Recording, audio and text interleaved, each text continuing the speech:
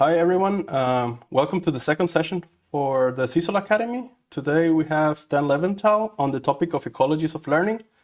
Dan is someone that has basically been in most of the areas that Fanish talked before, each of the specific aspects that we cared about, whether it's about learning under uncertainty, complexity, learning in labyrinths, in blue oceans, organizations that are absorbing knowledge or being myopic. That's something that Dan has been all over. In this later paper, he's working on wisdom in the wild with Jehu Choi, and it's like a very cool paper about the bias-variance trade-off that Fanish also talked about. So you will learn a lot today about the different aspects of learning and how they bundle together. So what he's talking about is ecologies of learning, which is the idea that you don't only need actors that are working together. Actors are also competing with other agents. There's some elements of evolution, the elements of competition. And that's something that Fanish didn't talk before, but we're going to see now. With that, I leave you with Dan, and I'm looking forward to what he's saying, and I'm sure you are as well. Okay, thank you. So yeah, it is a kind of closely linked with morning discussion with Fanish. You won't get a little bit of competition, not so much, is it? But first, I think we're often thinking about ecologies of opportunities, the different market niches, the different arms of the bandit. Your exposure today is more thinking about ecology of actors, whether the simplest dyadic of mutual learning, some quasi-organizational structure or some hierarchy. But I also want to emphasize that action occurs in context, niches. And much of our learning, if learning is feedback driven, then the context and niche in which one is operating becomes really quite important. Let me also say a process footnote, and we kind of were discussing before, maybe over here. So this is synchronous, not asynchronous, so we should exploit that fact and please chime in. You may need to interject yourself, since I'm not going to necessarily see a raised hand, but please, I encourage jumping in whenever the spirit moves you. But before getting to multiple actors, it's also useful to think about, in some ways, we as an individual blob there are actually a fairly complex structure. And I think so it's worth starting off considering the ecology of the single actor in our neural nets that get activated. So just a few points here. So first, we chat a lot, we talk about, we write about this, exploration, exploitation, and so on. But I think we're often not particularly clear as we might be of what do we mean by exploration. And in particular, it sort of became salient with this early work I did with Hart Boson. So distinguish between behavior. Am I doing something I've never done before? Okay. Is it distant from my prior behavior? Versus a strategy, right? And most of you are familiar with these bandit models and softmax, and that's sort of exercise Hart and I were doing. Is so I can have a strategy that might be more or less exploitative, exploratory as a function of my strategy. What does it do in terms of my behavior? The critical mediating thing is one's beliefs. And that came up, we had some initial intuition while we did this modeling exercise, but it became clear as we thought about the mechanism is I might have a fairly exploitive strategy, but my beliefs are quite diffuse. My behavior might be fairly varied. Or conversely, if my beliefs are fairly tight, even if I have a moderately exploratory strategy, the range of action may be narrow. And so really, this work kind of clarified for me this kind of triangle of actual behavior, which is typically what we empirically observe. I don't think we typically observe one strategy. That's sort of this latent variable. But another kind of latent, typical, and observable is our beliefs. And so that's just a kind of three-pronged individual micro element in our kind of simplest kind of conception of learning in a kind of bandit-like situation. Slightly more complicated, but stemming from a kind of now rather ancient work from my childhood as a first-year PhD student. Jim and I actually laid out a structure that's actually much more complicated, so richer, arguably, than most of what we've been doing for the subsequent 40 years. So it's a model of learning, and here, yes, there's belief, preferred actions, being kind of the same. But in addition, there's aspirations. Do I feel the motivation to search or not? And thirdly, we generally in this sort of line of work worry about learning as in, gee, arm I is a better arm than J. Remarkably absent is what we, in another realm, we think about, say, one reads Linda Argotti, it's often about competency. Okay, we got better, learning by doing is a rather fundamental idea. And it's relatively rare that that gets linked to this discussion. So we might have a peak as in a landscape because I blundered on to something that seems pretty good and the immediate surrounding options are inferior. But competence will going to be my efficacy engaging that set of N actions, policy improves over time, right? I'm rising. And so in this ancient work with Jim, we're trying out technologies. As I use them, you get better. And so I might evaluate a latently, potentially better technology, but in its early manifestation seems inferior. And that generates the competence traps.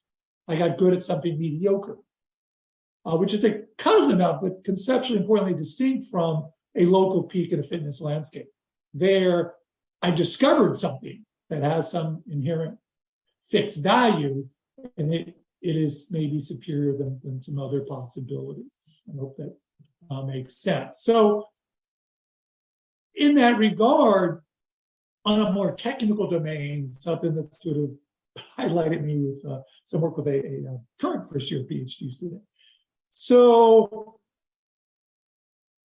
when we have a bunch of options like in a bandit, we tend not to do the aspirations because how the hell would I update within options? So that's why softmax is so handy. Versus Denrel and March, aspirations are there because there's either the, let me do the uncertain option or let me take the certain equivalent.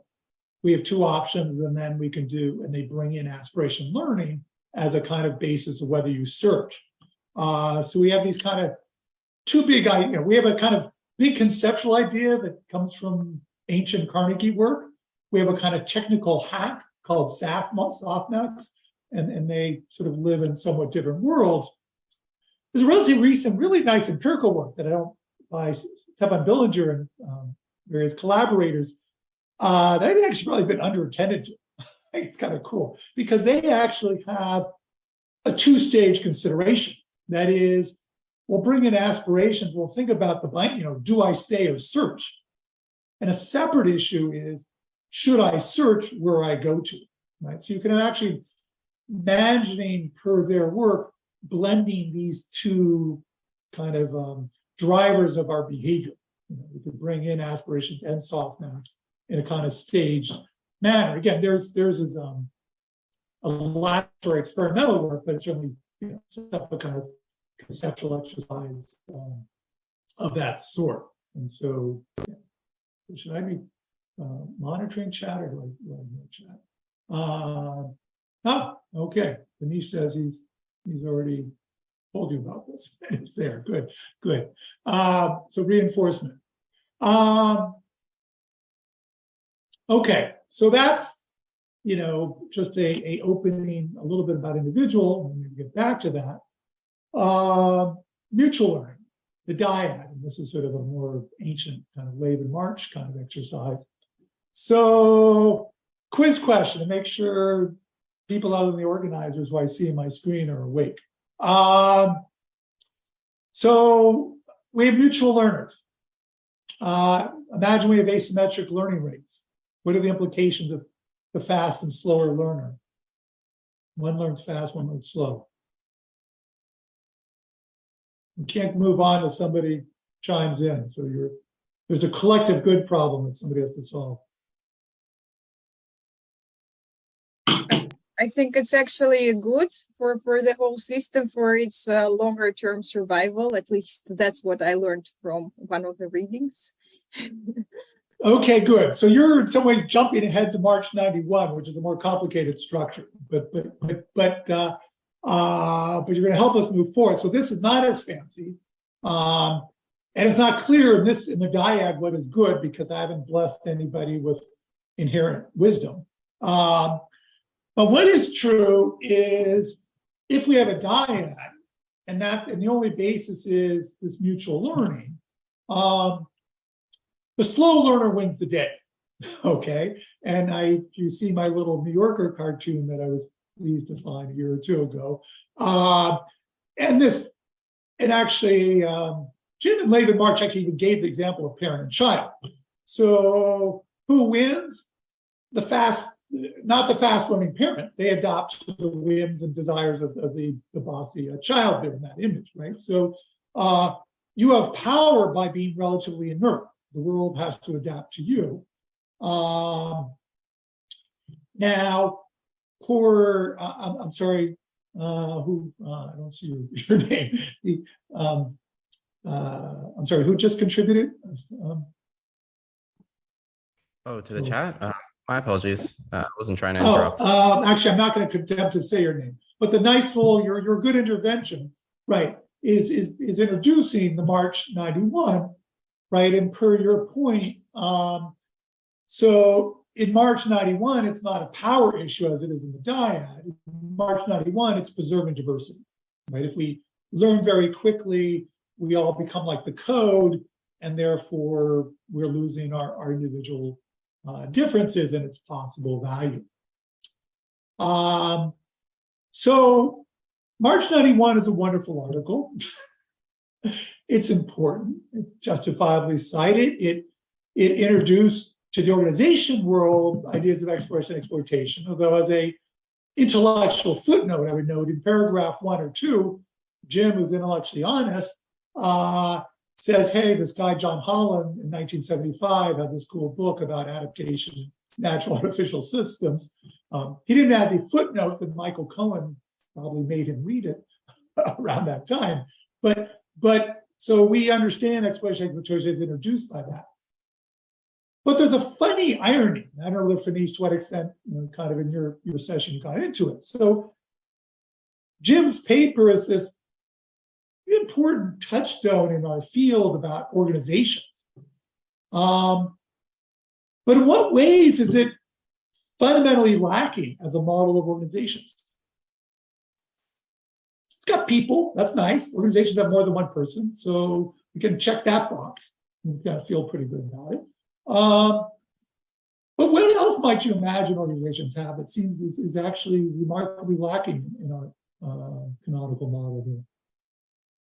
So if I remember correctly, I think in March's model, individuals don't learn from each other directly. So we could have a more interesting, you're right. So it's in terms of its networks, something right, exactly right. In terms of its network structure, we have this thing called a code. Who the hell knows exactly what that is, but cultural people tell us, okay, there's organizational culture, there's a code. We can reify that. And then we got individuals.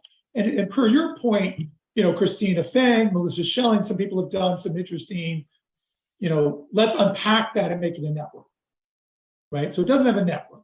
So, okay. But what Christina and collaborators did, that's useful, that's nice. But I'm greedy. What's more? Why do we have organizations? Do we form organizations to figure out like what our, favorite K-pop group is, or, do I take the vaccine or not? I mean, is it really just about information transmission and collective beliefs?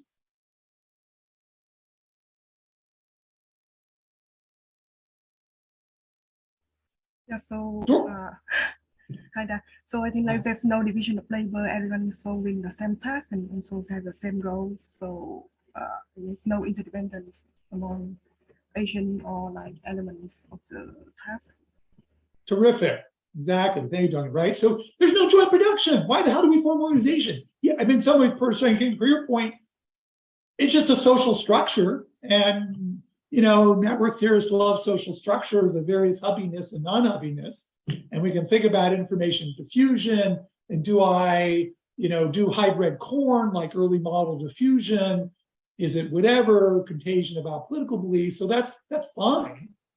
But that's not the XYZ corporation, right? It's just not a we incorporate it so we can more efficiently spread rumors among ourselves and beliefs.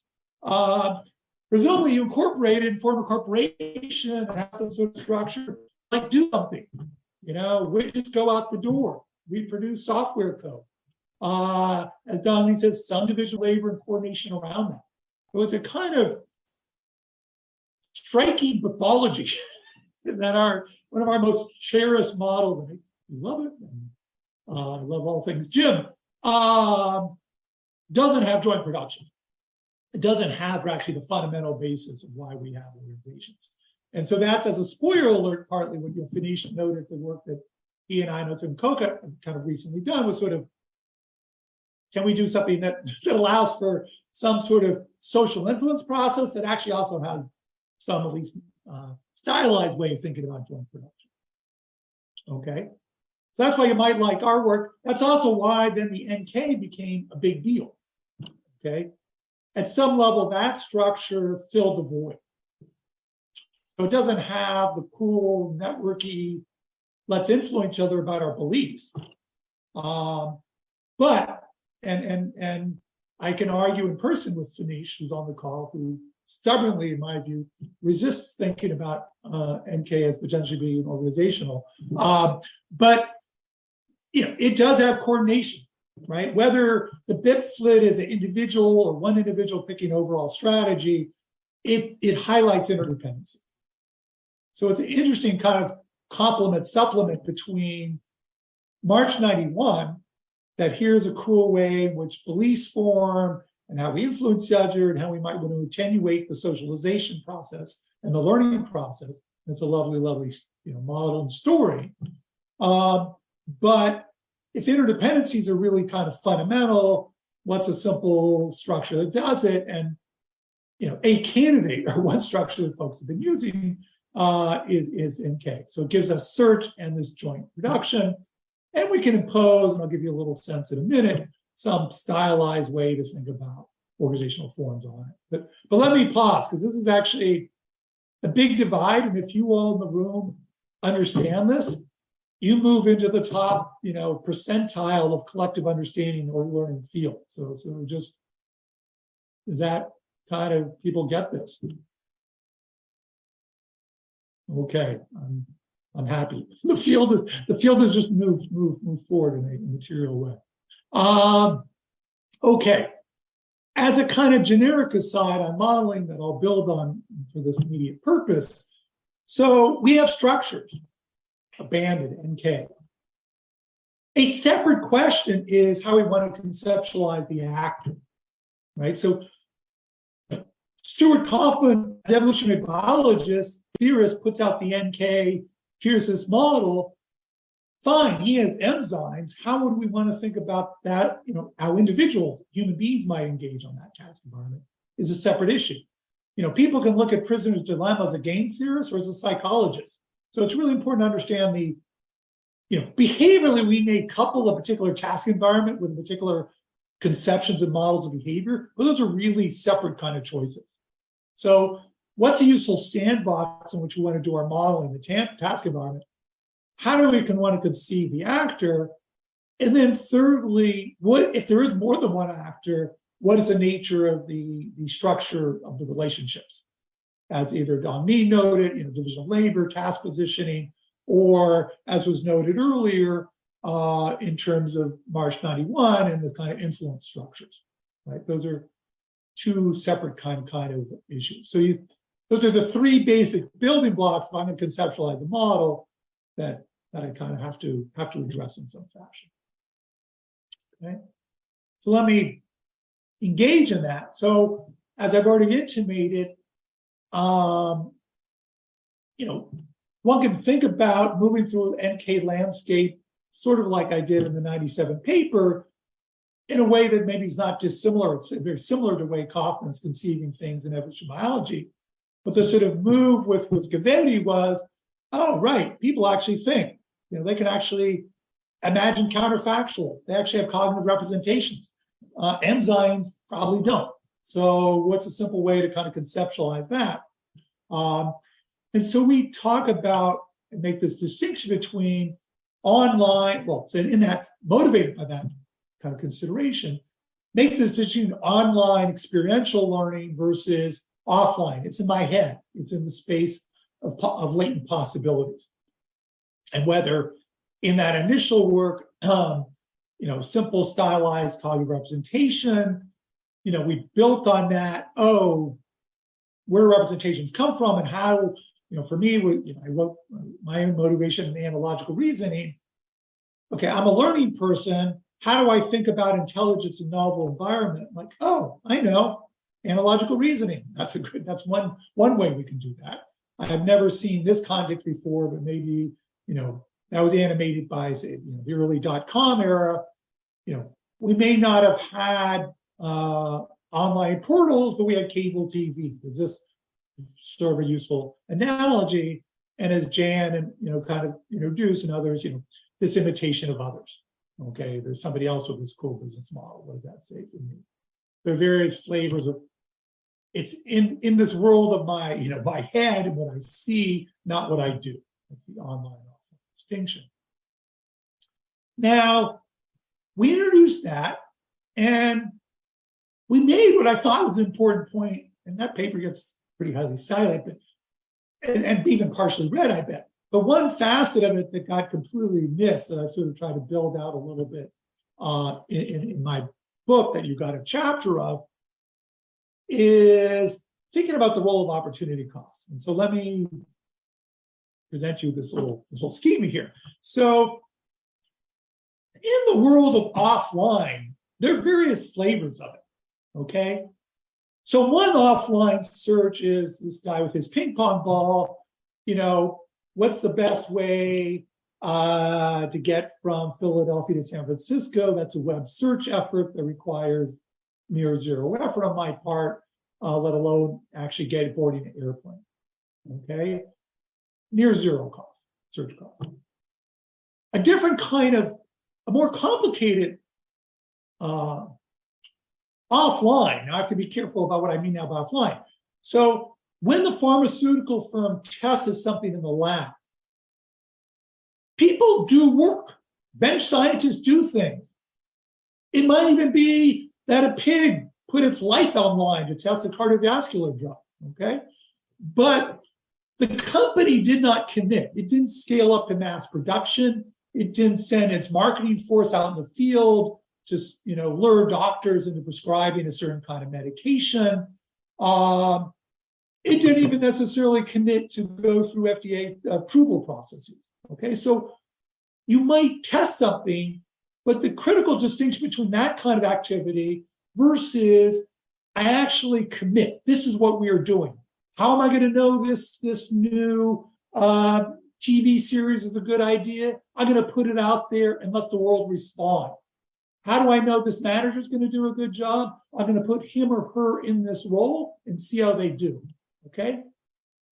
The critical difference, which I'm yelling at you because the world agrees with me, I'm hoping, the second round, 20 years later, people will get the point, is the critical role of opportunity cost. That middle thing requires check writing and requires direct cost. But you're still going to do what you think is a good idea. So when you move around in a fitness landscape, if I only could do one thing, akin to the lean startup, and I thought I was in a pretty good place in the fitness landscape, but I hear rumors of even more exciting peaks, and I'm aspirational. I want a unicorn. Then if I have to learn by parachuting over to this other point, the cost of that is not that I hired a bench scientist to play with some test tubes. The cost is I forgone doing something I knew was good. So that's in the bandit model. If the only way to figure out whether arm J is interesting, I have to give up using arm I, that's opportunity cost. It's not check writing. And so if search were simply hiring geologists to drill wells, okay, exploratory wells, that's not exploitation, because that's just an investment in learning. It's not conceptually different from other kinds of investment. What I argue, and obviously I'm passionate about, because I've failed to make the point, I hope I make the point now, is I think it's opportunity cost that fundamentally underlies exploration trade-off. That's what makes it a trade-off versus a plain vanilla investment. And I thought 20 years ago I made the point, and I'm now in a more energized, animated way making the point. So, but that, let me take a breath after yelling at you. Does that resonate? Makes sense.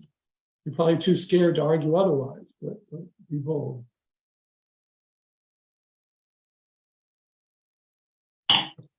Okay, so in a highly styled way, that's its own ecology, right? Is it ecology of direct experiments? That's fine. But again, that's just, kind of R&D as we normally think about investing in search, or is it this other kind of tension where opportunity cost is and it's online? Okay, so those are really, I think, big idea, important ideas that have not been well internalized. Okay, so I talked about how do we conceptualize the actor, and we also have some issues around the task environment. And over time, people have gotten, slightly more realistic, more elaborated structures. So, Sendel and I early on talked about modularity. Jan and Nikolai bring in hierarchy, and I'm being slightly self-referential here, but how I partly understood it. But there's the screening function work that Torbjørn Knudsen and folks have done that he and I linked to kind of searching through a fitness landscape. The work with what's kind of Finish, where we sort of bring in influence processes as well. And if structure matters, you might imagine changes in structures matter. We reconfigure impacts the search process. And so some papers and work that play with that kind of exercise. So those are sort of abstract, maybe isolating bullet points. Let me give you visuals. Visuals kind of helpful. Keep those of you in Asia alive here, alert. So in ancient days, when I first got exposed to this stuff, and I have to go to the San Fan Institute and present Kaufman's work and why it might be relevant to organizations. Kaufman pitched his work as, this is general, okay? These interdependencies are random. And he's a pretty authoritative guy and source, just won the MacArthur Prize. And so I kind of nodded my head, and that's what Stu said. And he's a really smart guy, so that's probably true. But what I came to realize as I pulled away from that experience, actually what he offers up is an interesting degenerate case, edge case.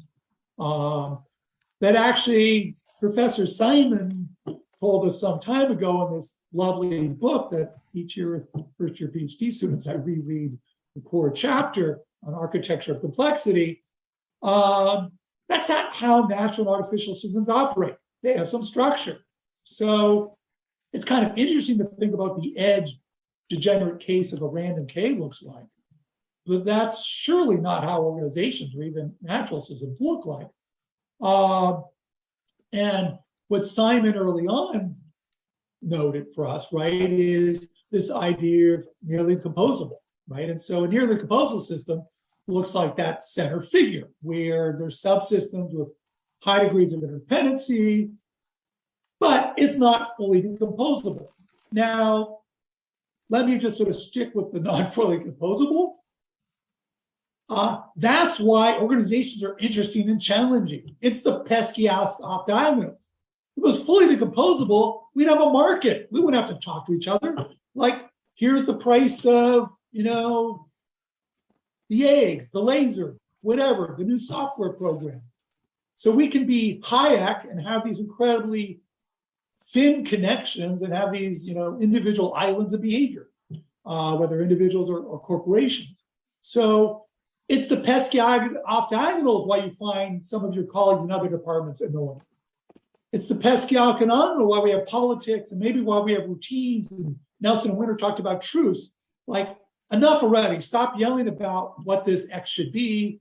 Let's arbitrarily fix it so we can move on with our lives and adapt with that fixed behavior. Okay. So, you know, it's a whole different animal than Kaufman's and random NK, but it's not some like, you know, ideal simple world. Okay. But understanding, yes, this, you know, the pitch is to sort of take Simon's narrative decomposable as our baseline, not Kaufman. And now, and you could do all sorts of things. So Jan and Nikolai and Hankan and I kind of played with, you know, in a more structured network way. We can think about, you know, these are matrices, right? Centrality. We can play with all sorts of kind of games about hierarchy. And so you can kind of, in a very structured way, think about original form. So, you know, instead of banging your head against the wall of the NK and just moving K, not only is it sort of going to give you messy results, you know, it's not a very good way to conceptualize organizations. You got more levers available to you and use them. So I was thinking I was like moderately insightful and clever, and then Magic and I started on a project. So Magic was interested in situations of multiple bosses and kind of getting in more deeper about hierarchies. And in our conversations, I realized, oh, damn, like, you know, so for God knows how many years, I read that chapter on architecture complexity with PhD students, and I still did get Professor Simon's message. And so we were forced to in order to kind of deal with the kind of phenomenal issues that was animating him, we were forced to kind of reconceptualize how we thought about near decomposability. So the way that, you know, Sendel and I sort of started out on this kind of journey, we thought we were being sensible. We were a little bit sensible. You just change the frequency of interaction between within and across in terms of modules. But the interactions are still from a kind of element to element level. The insight that Nashik and I kind of came up with is actually the sort of information hiding kind of issues that Simon talks about in encapsulation says, actually, what's going on, you know, you could have your HR system and choices interact with manufacturing product design at a kind of aggregate level. You know, so are we doing a kind of high touch consumer service impacts the kind of people we want to employ, how we, you know, manage them and so on. But it's a subsystem to subsystem connection. It's not every friggin' little minutia, you know, element within a subsystem interacting with a particular granular element in a different subsystem. Now, there may be some of that. So the more general model, sure, but models are simple reductions. And so for us, this was a kind of important move. And actually, I have to say, I'm grateful that sometimes the work I write gets read, and sometimes, you know, built on a bit, but I can still be always grumpy. So I think actually people haven't quite got this point. And actually, it was even sort of funny in the review process, and maybe some reviewers on the call, but the initial 2 rounds of reviews we got were like, why are you doing this? We like Levinthal 97. We get the modularity stuff. Why are you trying to, you know, invent something new? And yes, we could have been more articulate, but it's like, you know, I like Levinthal 97, I like Levinthal 2, but it was missing something. So in the 3rd round, we finally either wore them down or possibly convinced them that this structure possibly added something. I think it got tied to the phenomena, and the sort of modelly move, I think has been, well, time will tell, but I think it's been underappreciated. But I think this is actually finally, you know, I'm a slow learner.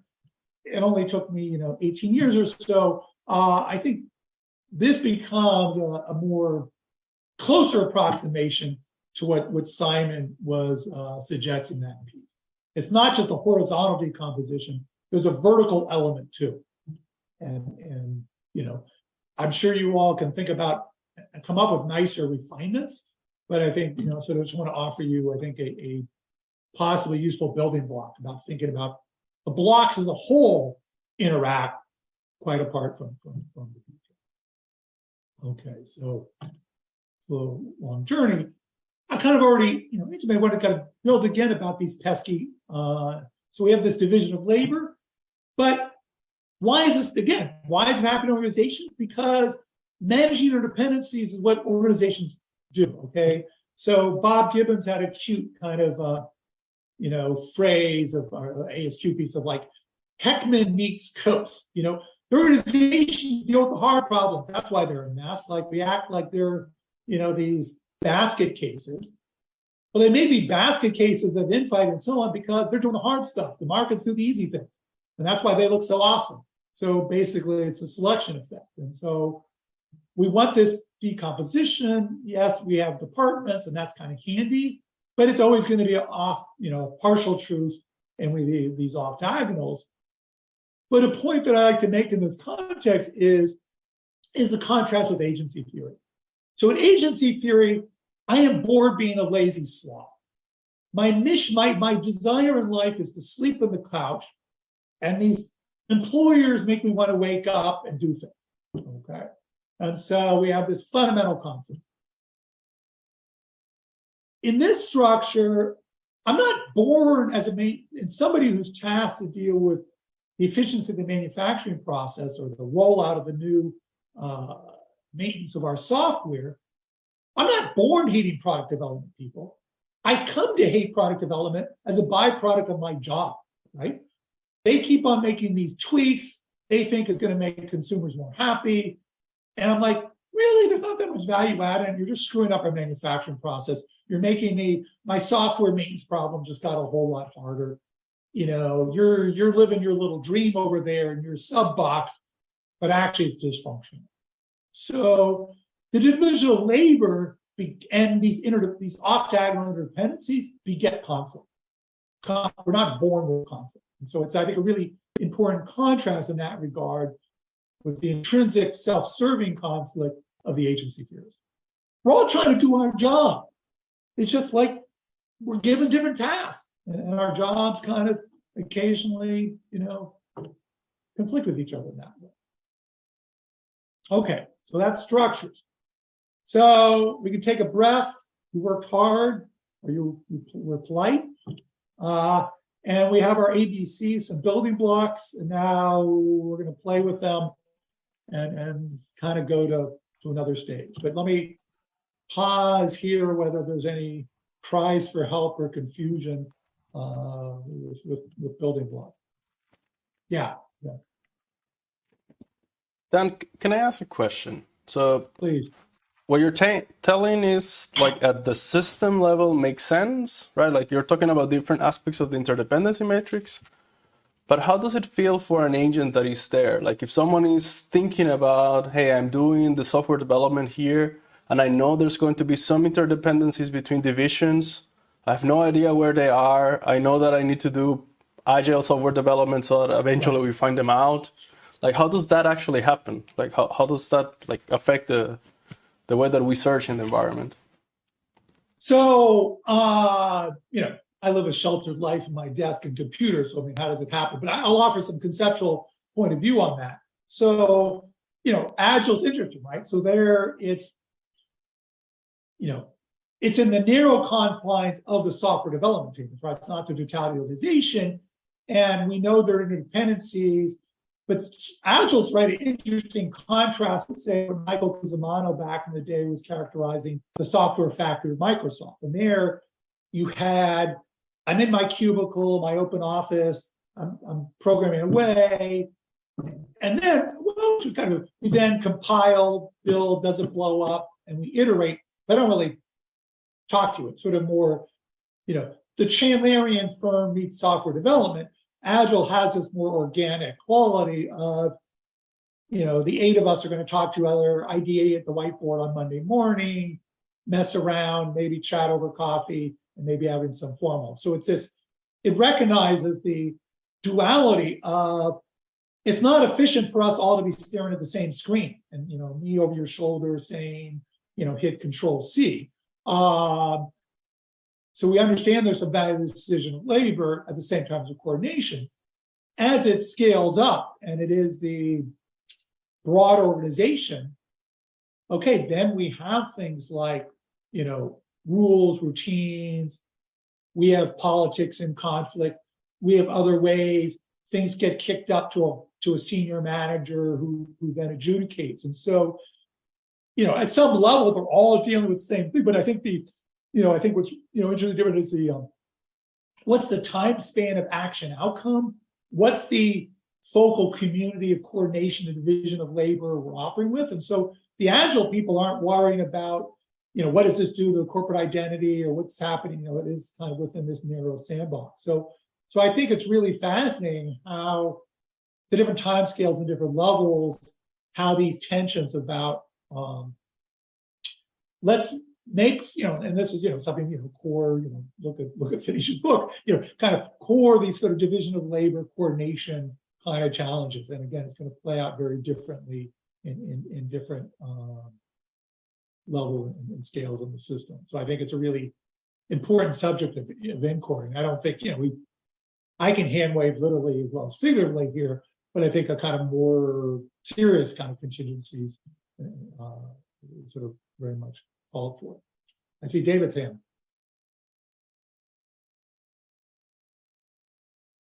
Yeah, thanks. Thanks so much. It's interesting. So if I understand correctly, you're adding a lot of structure behind organizations, but have you sort of thought about improvisation or everybody having their own subjective beliefs on how things work? In that we, you know, if you go back to the matrix that you had, those X's would be partially appearing at one point and then partially disappearing at another point. Have you sort of thought about the, you know, we don't have a good understanding of the structure or how people. Well, I think, I mean, for me, what resonates and I think really important is like the garbage can. Now, among the wonderful things of the garbage can model and sort of a little bit underappreciate is the way they set it up is like, you could look like this very structured hierarchical thing, or we can start randomizing access to context. We can start becoming less structured about how problems reach these arenas. And so I think, and that's why, you know, and the flows of attention being really quite critical. And so I think now, you know, what sort of well, it's a pretty complicated model. What to kind of build on, and maybe I think, you know, like a little germane to your comments, is sort of what's animating the individual actors. You know, what's my agenda? What's you know, percolated in my mind? You know, my mindfulness about counterfactuals and so on. And so they don't really have much of that, right? But you know, that was 50 years ago. We could do more. But in terms of the, you know, do I have the individual vision, motivation, and maybe I bring to it? You know, theirs is just, you know, individuals are moving as heat-seeking missiles to solve problems that weren't really attached to them. So I think these kind of flows, and, you know, folks have been working with, you know, we see I'm going to move my chair to what I think is the cool project, right? And we've begun to see some interesting modeling work of that sort and empirical work. So those are, you know, undirected emergent, right? Where the actors are saying, in my view, this is a cool project, and I'm going to vote with my feet. And we're sort of democratizing a little bit the energy. And so there's these ad hierarchies, you know, there's some claims about them, there may be some facts about them, right? But that's kind of a, you know, can be a limit case, right, of sort of this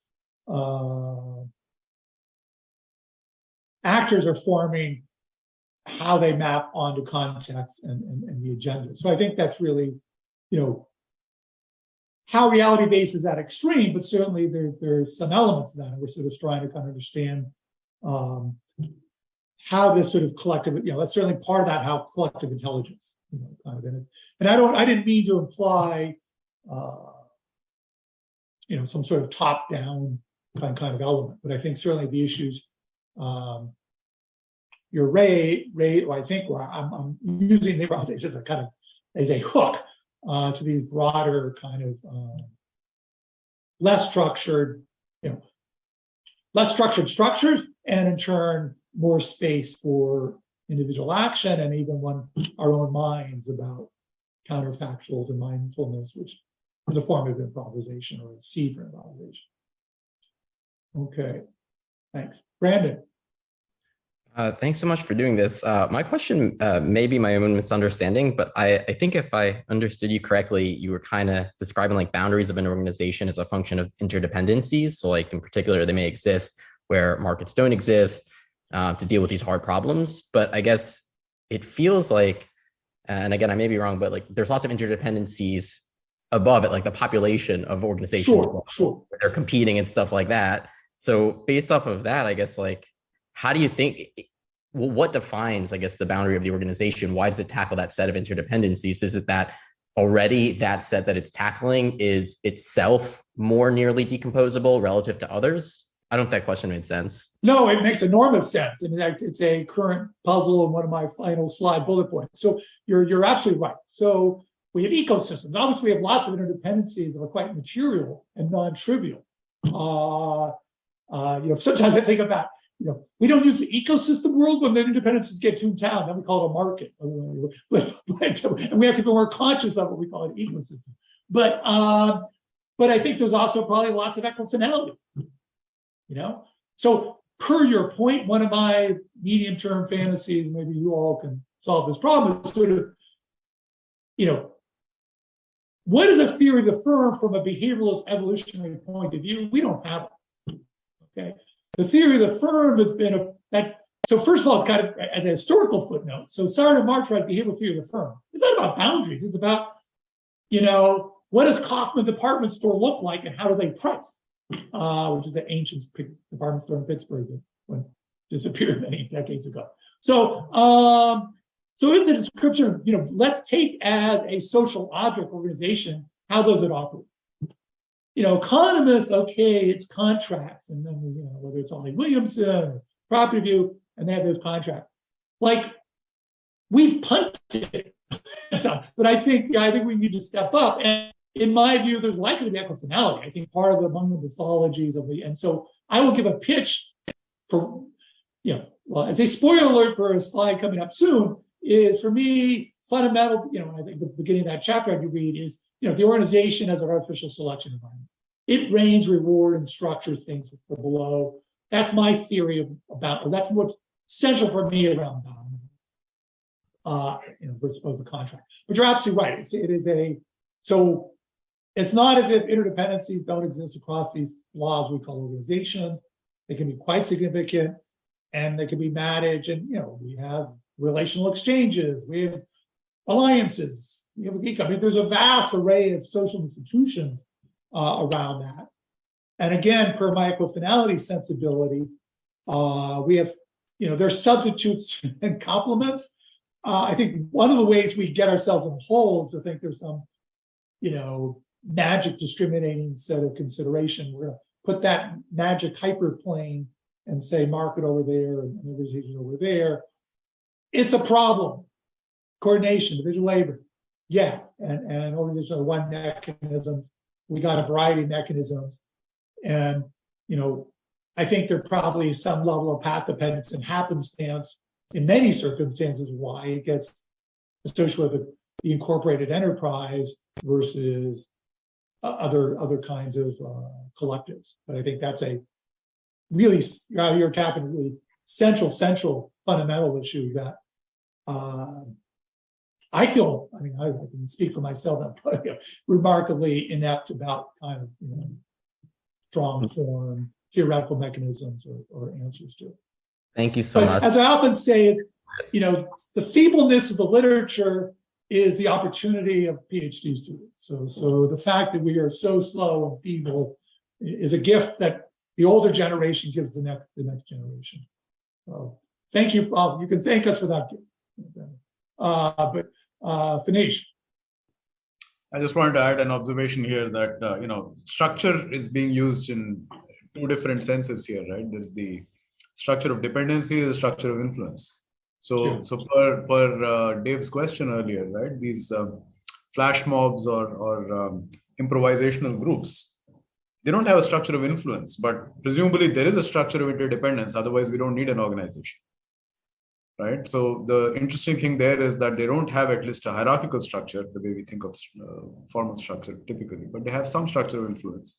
And the same question applies to the firm boundaries issue, I think, in the sense there is a dependency structure that cuts across value chains. And the firm is just a particular legal institution for defining a hierarchical structure of influence, right? And that turns out to be a good way to organize these dependencies sometimes and sometimes not. So I think it's generally a good idea to be clear about which structure we mean when we say the term, right? Yeah. Because otherwise we can make things unnecessarily confusing. That's very helpful. Yeah, clarification. Okay, so the ABCs aren't so simple, but we're going to boldly go into further territory. And let me start in a provocative, somewhat provocative perhaps, perspective that I'll offer you is my own emotional dissonance with the dynamic capability agenda. So it's an agenda at one level of intellect and affect I very much relate to, both intellectually and the individual carriers of that agenda.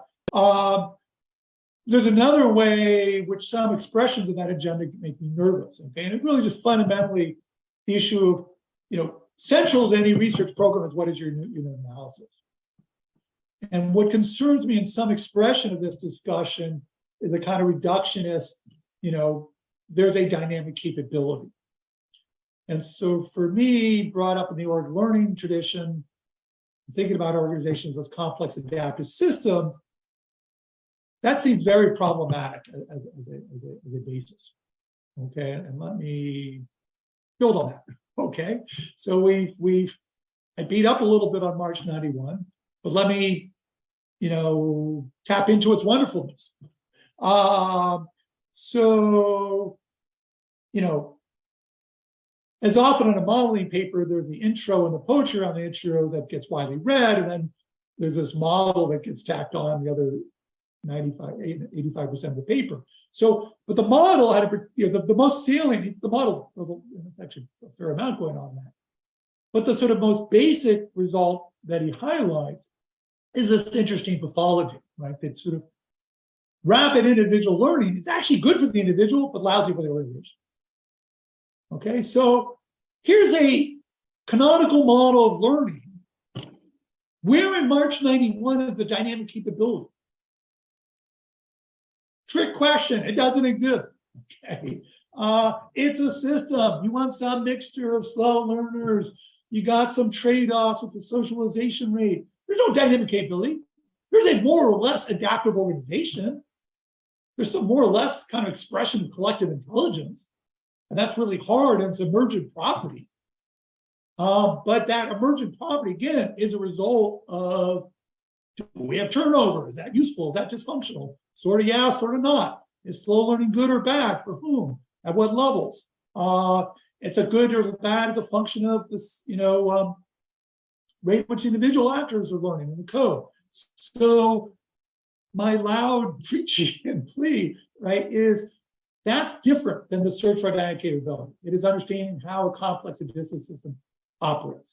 And so that's my negative distance, or what I feel like some of the conversation around, if we didn't imagine if you're factual, David Teese didn't write an article on dynamic capability. But we still had a world of org learning adaptation, Right? So I worry about it as it's both useful and it's actually legitimate in some ways. Well, this is being a little unfair on the recorded line, but among the ways it's useful, my narrow-minded point of view, it's got mainstream strategy people to get more interested in org learning and adaptation. So thank you, David, who comes out of a kind of Oliver Williamson kind of more econ tradition. So that's a blessing from an attention and strategy point of view. But that's not one side of organizations with complex systems. So explore dynamic entities. As another manifestation of this paper, I can't kind of fly with it.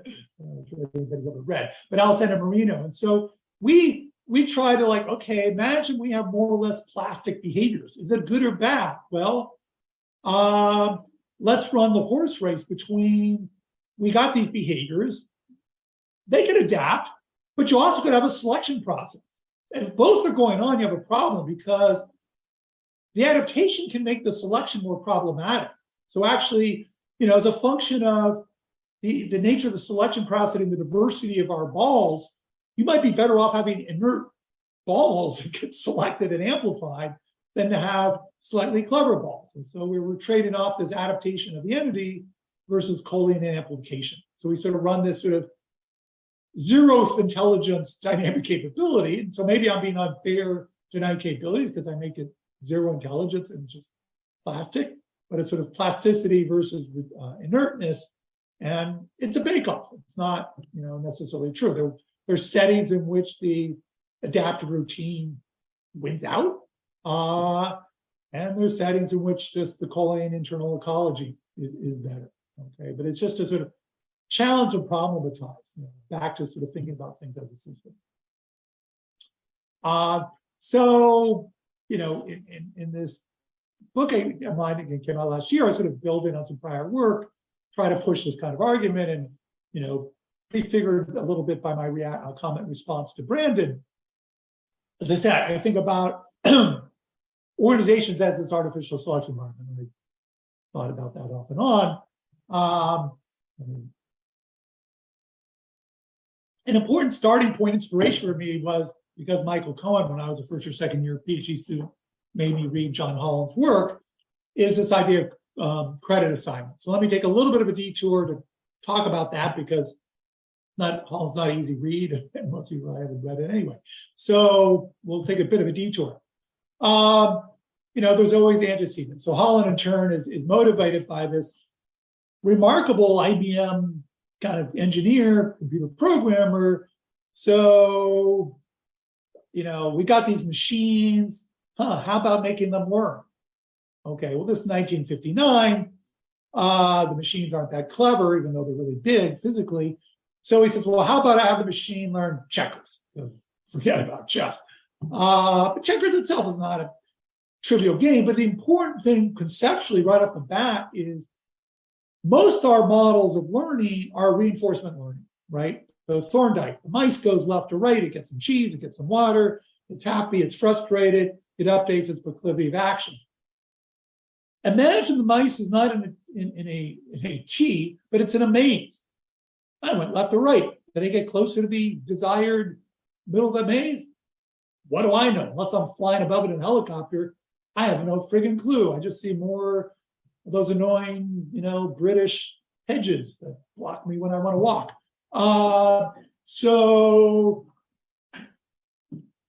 Moving to those kind of spaces is a lot harder.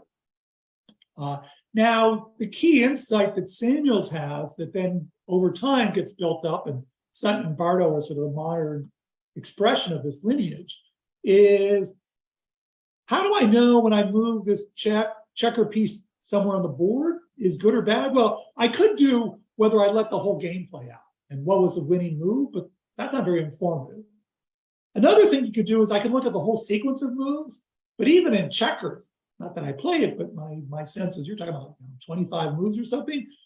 That's a lot. That's a pretty inefficient way to move. So he said, how about a move that takes you to a board position that you have a belief is good, throws credit reward on that move, right? So I'm not waiting for nature to give me a profit or loss, you won or lost or drew. I have belief that this. So it's a backward cascade. Oh, this was the winning move? Well, if that was the winning move, any move that takes me to that position that allowed me to have a winning move must be pretty good. And so in 1959, his Ecologies IBM computer learns that the middle of the board is valuable, which apparently is a thing in checkers. And so it's learning these stage-setting moves. And then Holland builds on it, and Sutton and Bardo, I term it sort of dynamic programming for behaviorists, right? So in dynamic programming, you think about what's the payoff of my action today, and if I take the optimal behavior from today going from that state going forward, what's my payoff? Well, even when that's introduced, there's sort of this notion of those problems blowing up, right? I can be the economist and have 2 firms and 2 periods, and I can like play out the decision tree. But in, actual life, things blow up. And Sid has this lovely kind of interesting essay in an edited collection by Teese, and Sid talked about it as the imputation problem, right? But for me, yeah, that's where cognition enters. I have a model that this was a good meeting. Did any of us generate, an article today? Did we earn an extra 100 euros? No, we chatted, and maybe some of it wasn't a good conversation, wasn't a good use of your time. But that's just based on some sense making, right? There's no clue. Maybe it's a sense making, though informed by prior workshops and prior meetings and so on. So that's the critical kind of move. Christina and Yerkar kind of try to introduce this sort of idea in the organizational literature. One of the things we talk about there is thinking about routines. The great thing about routines, it sort of stabilizes its pattern behavior. And it may not be the best pattern, but at least I'm not wandering lost in this damn maze. It's like the breadcrumbs, right? You think about Hansel and Gretel. The routine gives me the sort of, oh, I got here, this is what we do next once we're at this stage. And it may look rigid, it may look a little stupid, but that's kind of how you navigate these or one way to navigate these complex states. So that's less cognitive, that's a more behavioral way to navigate these spaces. The cognitive is I have milestones. And we sort of have, I may give you as a manager a gold star, or you may give yourself a gold star. Like, oh, wow. Yeah, I had a good afternoon, I deserve tea and a cookie. So but that's coming off not from the world. Okay, so that's, a bit of a side tour. Important, building block in that regard. Now, what makes it hard is, I take a move. Is it good or bad? Well, over what time scale, right? So the critical beginning difference is it's not, what struck me is most of our models of learning, they may be noisy, but they tend to be immediate. Our friends in system dynamics have delays, and that's sort of their central engines, delays and feedback. Out of the CSOL tradition, by and large, has done less of that. So timing matters. And back to our task division, spatial. Seemed good to me in my unit. Oh, screwed up the other unit of the firm.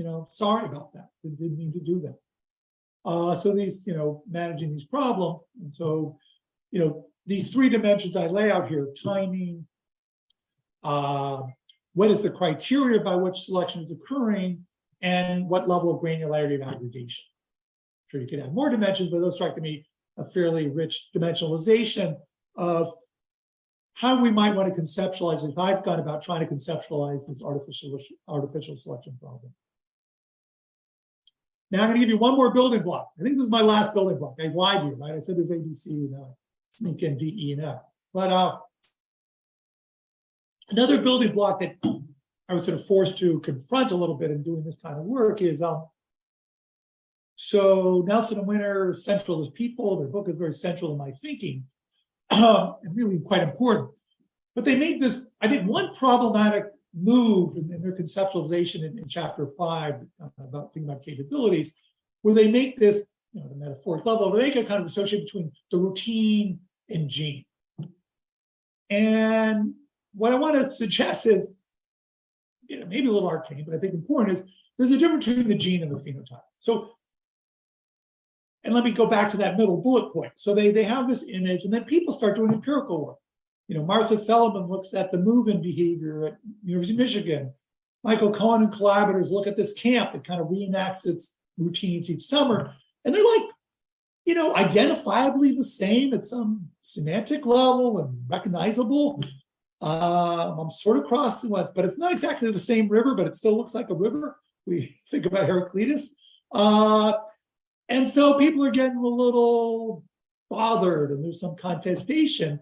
And I think for me, that contestation would have been resolved. You said, not that I really, really believe there's a gene in the organizational context, but we imagine that, there's a loose coupling between gene and phenotype.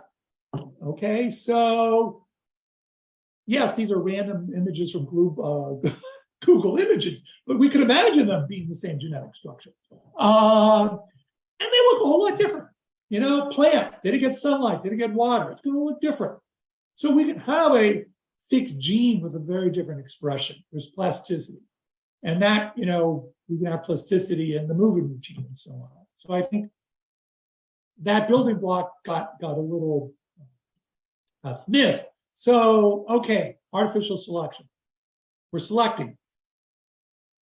Selecting what? And what is a selector?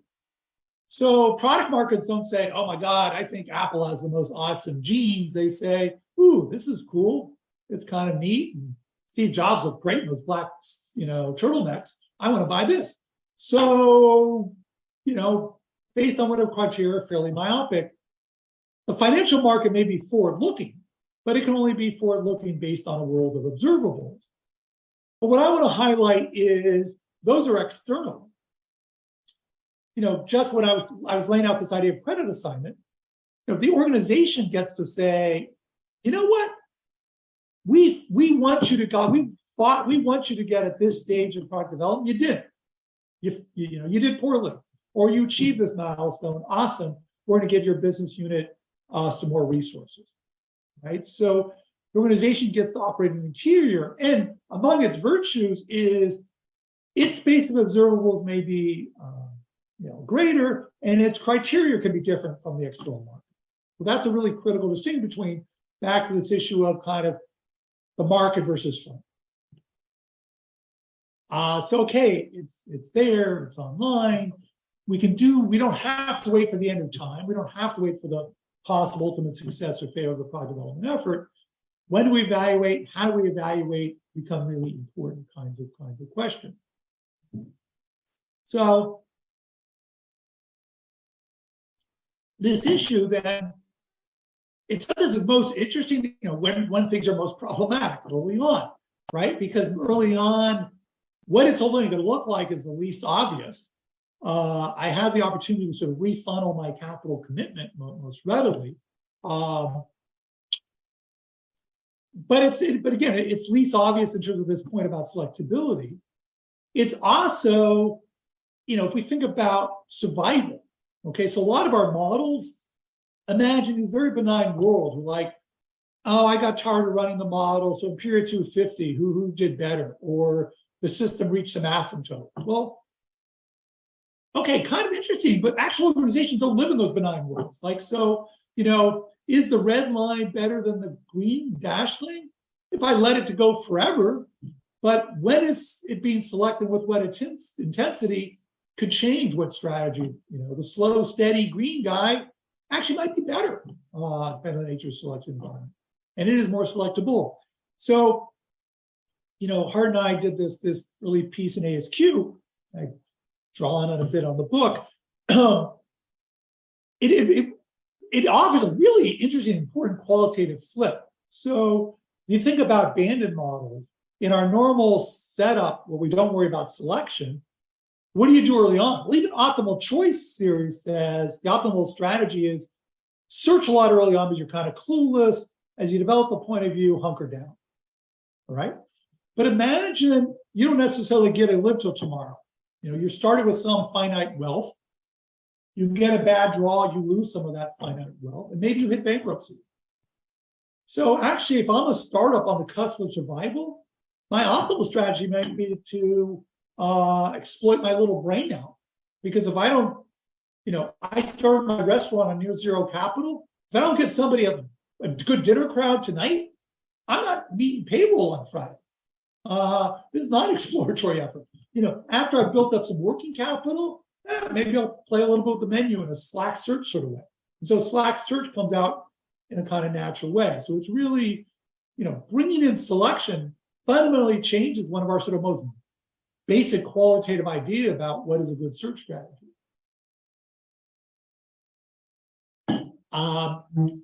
This also pertains to kind of my long-running, somewhat crankiness about discussions of real options. So real options, okay, how do rational choice theorists think about uncertainty? And clearly there's insight and wisdom about the approach, but it's often treated in a rather cartoonish manner about what the nature of updating is. So, and I think because they often adhere too closely to what a financial option looks like. So in finance, you bet on you took an option out on the price of Google, you boot up your Bloomberg machine, with your morning coffee, and you know whether you're in the money or not. In a real option, like, okay, there's this new, platform, we're going to interact with the world with these goggles, and I think people might like it, whatever. I don't know, we spent some money, surgeons liked it, creepy people in porn liked it, but it turned out not, it doesn't look like it's going to be mass market. I mean, you're going to get ambiguous signals, and you're spending real money, and it takes a lot of money to kind of, refine those signals. So, most things are sort of good, sort of bad. Another critical thing we note is the outcomes are not exogenous. If I were more clever and worked harder, maybe we'd get a different kind of outcome. So we note in this context, while as social scientists, we realize we never we never prove affirmatively something is true. You never firmly prove this is impossible. If we pivot it to a different market, we change the technology, give me another 9 months, maybe I'll hit that product market fit thing. So we never prove impossibility, which has its own challenges of the so-called living dead. Now, I can make something look more like an option by very much constraining it, but oftentimes when we engage in this, we see things we didn't anticipate. So I want to squeeze out the unanticipated. I developed this pharmaceutical therapy for this disease class I, and I turned out it works on J. If I made it a tight option, I would say, no, you had a contract. It can only be for I. So you would lose a lot. So yes, learning is sequential. There's some intentionality, fine. That doesn't make it a real option the way, akin to a financial option. And I think by underattending, there's enormous interesting research questions here about how intended rationality would play out with sequential investments, because we want to so trivialize it, or incline to so trivialize it. Okay, so some of the, that's sequentiality and timing. Which way is up and what is exploratory? So it's earlier work with Ron, again, my antecedent and building on a bit in the book. What does it mean to explore?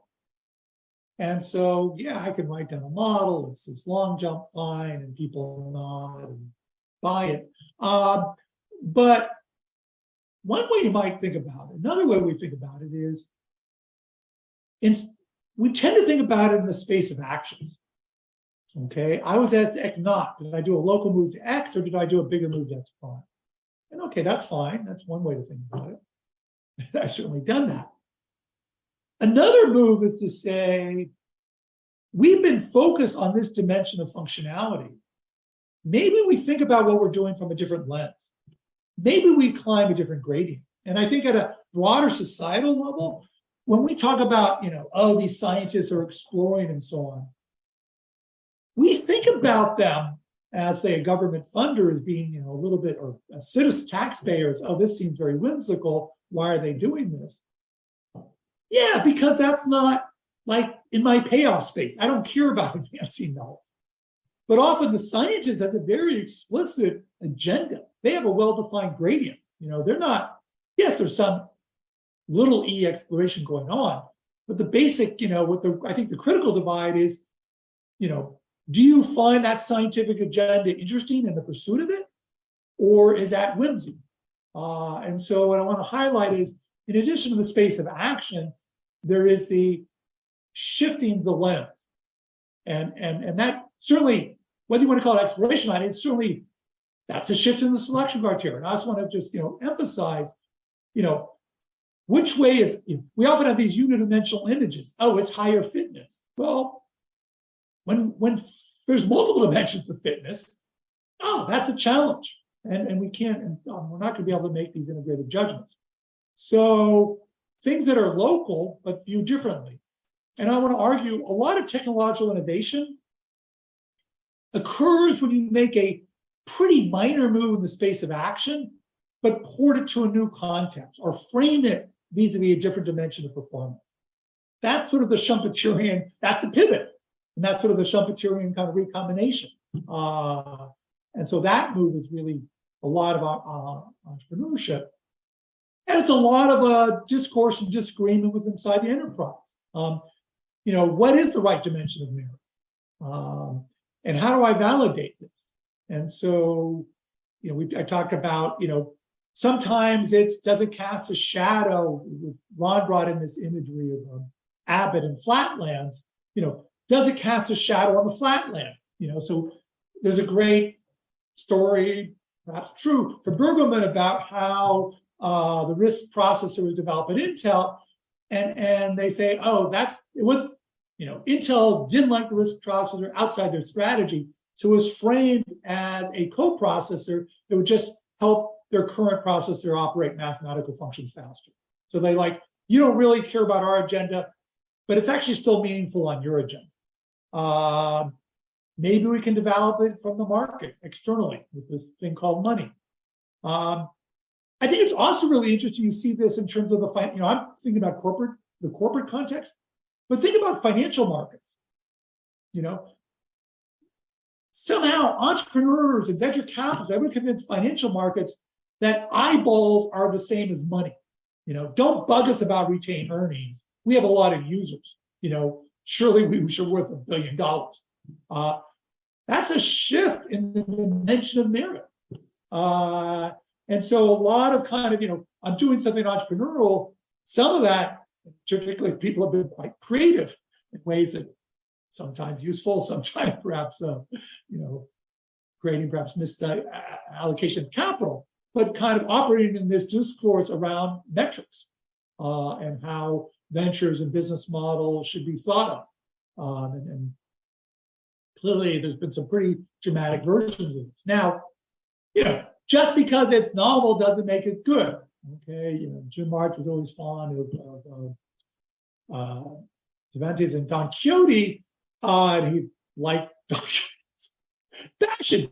But is it a windmill? Is it a dragon? I don't know. From one user's point of view, Don Quixote, it's a dragon, and he's a knight. From observer's point of view, he's kind of this delusionary old guy on a broken down donkey. So the actor point of view matters here. So I'm not just saying novel is necessarily good. I am saying we have finite bandwidth. The answer isn't just going to be adding more dimensions. So how do we dimensionalize the space? How do we contest that is really important. And so just as moving in the space of action is material and really important, moving on how we think about and reconceptualize the space, whether it's how we guide our individual action about what's a good dissertation, how we guide actors in the corporation allocate resources, or at a more macro level, how does capital get allocated to ventures? How do capital markets operate? What simple algorithms do security analysts use to make up numbers from their spreadsheet to some NPV calculation? All those are some kind of mapping of this sort. So I think it's a really important kind of exercise. Back to my small moves in action, might be big. So I really, in retrospect, I kind of see myself as this.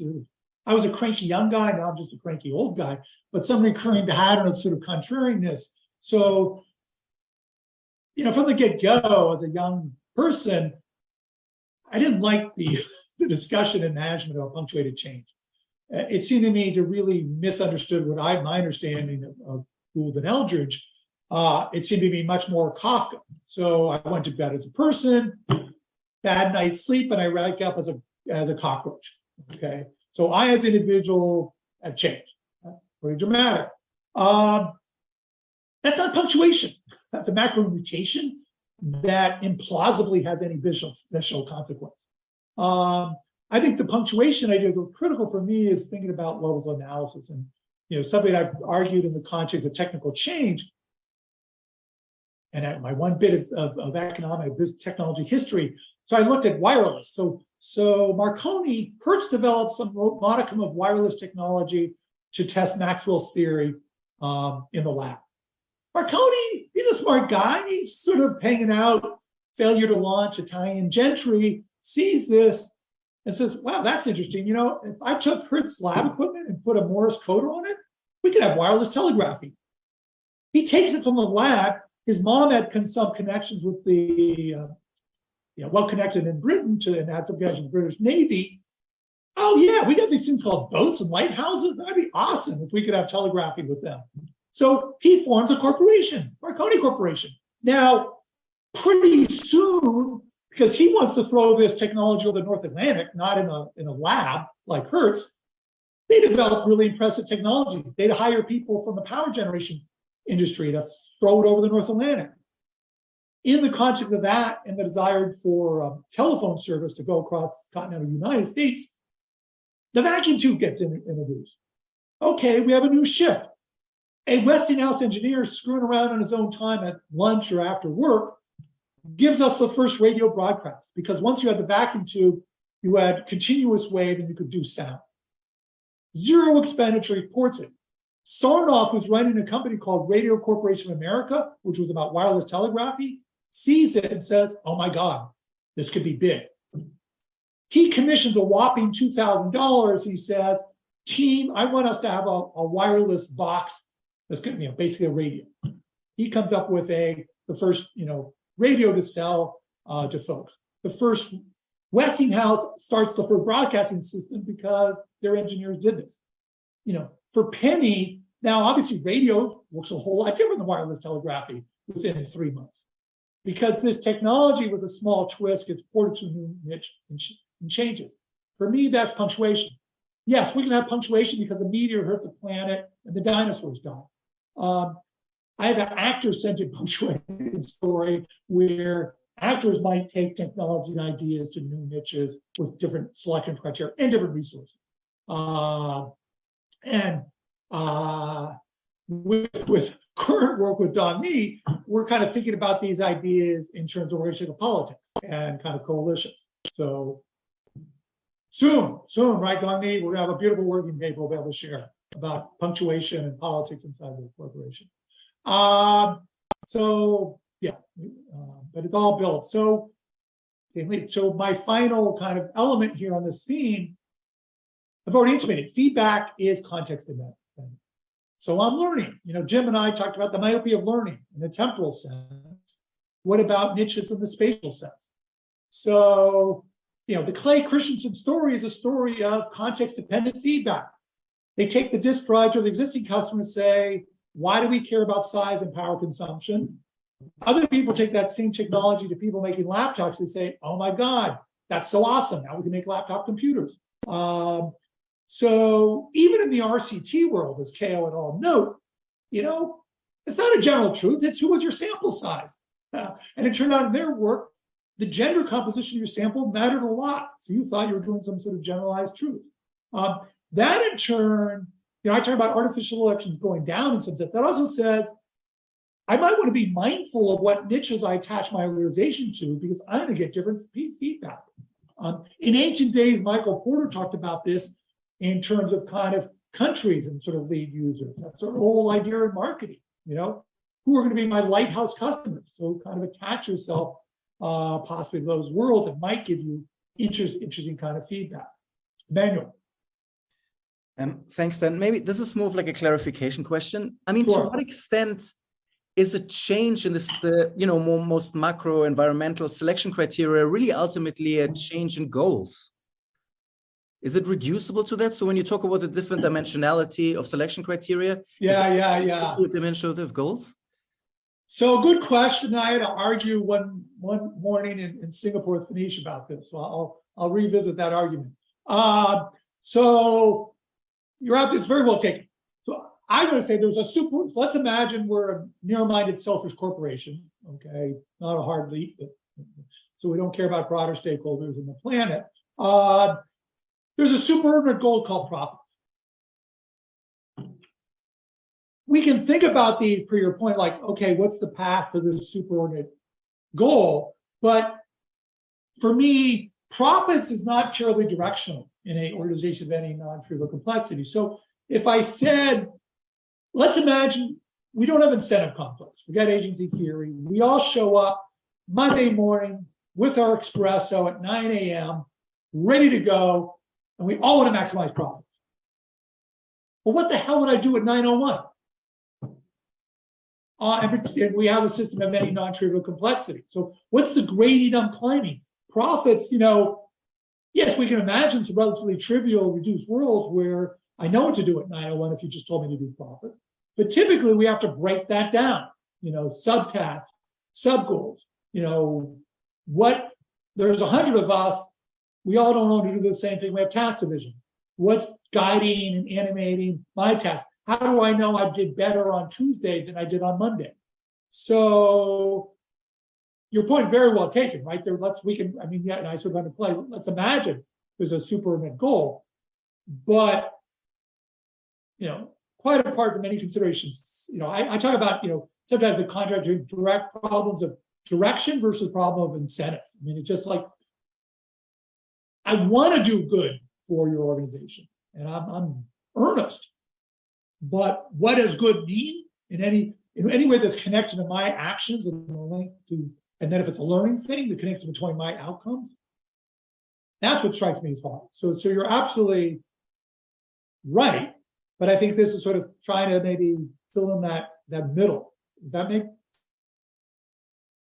any sense? Yeah, thanks. The reason I was asking this was also, I was thinking about it in the context of the previous lecture, which is unfair to you, but you're familiar with Vanish's, bottom up kind of like more perspective. So that's the context I was thinking. Yeah.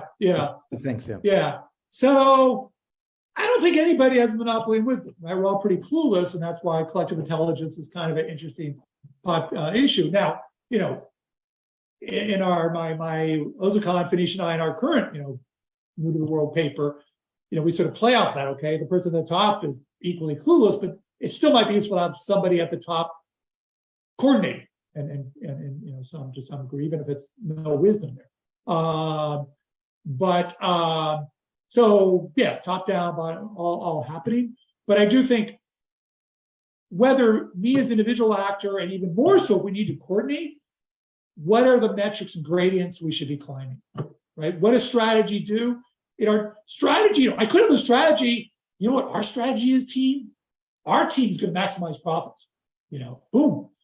My business strategy class could be like 5 minutes, and then we'll just go have beer, like get ahead of the other MBA students. There's the granularity as to, okay, but given our capabilities, what would that actually possibly mean? And then if we want an actor doing it in a way that's collectively useful, then we even need more of a sort of fabric of kind of language structures and guidance as to sort of how we might jointly move in the space of possibility. Okay, I think so. Back, just finishing up on context dependence. So, yeah, the RCT, the flavor of the month, as it were, in our empiricism, interesting and powerful, sure. I think it's interesting to contrast that with A/B trials. The A/B trial is much more modest, right? So, like, oh, we're doing A. It's like local search in a landscape. Oh, how would B look? The virtue of A/B and its modesty is all the contingencies are baked in. That is, here's the actual organization. It's doing N things. We're doing this 1-bit flip, but all the N-1 come with it, right? In some sense, the generalized truth, are we assuming that we've just randomized out all the kind of interdependencies? So it's a bit of a challenge. Mutual adaptation routines, right? Of the ecology of learner, that's one kind of context. Something that Phoenicia and I have talked about is organizations are kind of interesting in terms of the imitation thing. And that is, something I long pitched is this idea of copy best practice essentially presumes we're in a K=0 world, right?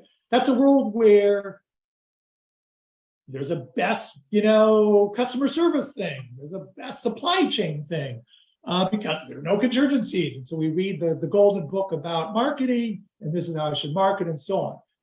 Yeah, in a K=0 world, when there's internal logic, that's not true. So we talk about, instead of copying the best, copying a good similar. Why do you want to copy a good similar? Because the surrounding actions, the non-focal things are likely to be similar. And so if there's some context dependence, I copy another business unit, in the limit, I'm in a franchise hotel or food. We tweak something in one of our units, that's likely to port to another unit, right? Because all the surrounding stuff is likely to be true. So Fanish pitches the role of homophily and organization's boundary objects. Similars are kind of interesting from the invitation point of view. Building on those ideas that occurred to me is like, wow, it's really interesting to think about recombination. So, strategist, technology strategy, recombination's awesome. We have our modules, blah, blah, blah. There's truth to that. And Schumpeter told us about recombination. But if we think back to the sort of evolutionary biology source for that imagery and idea, animals don't do random hookups. Zebras go on Hinge and find other zebras, not elephants. So, species are boundary objects because cross-species doesn't work, right? So, yes, the Habsburgs continue to marry their first cousins. Doesn't work out in the long run, okay? You want some variety, but you probably want to mate with another member of your species.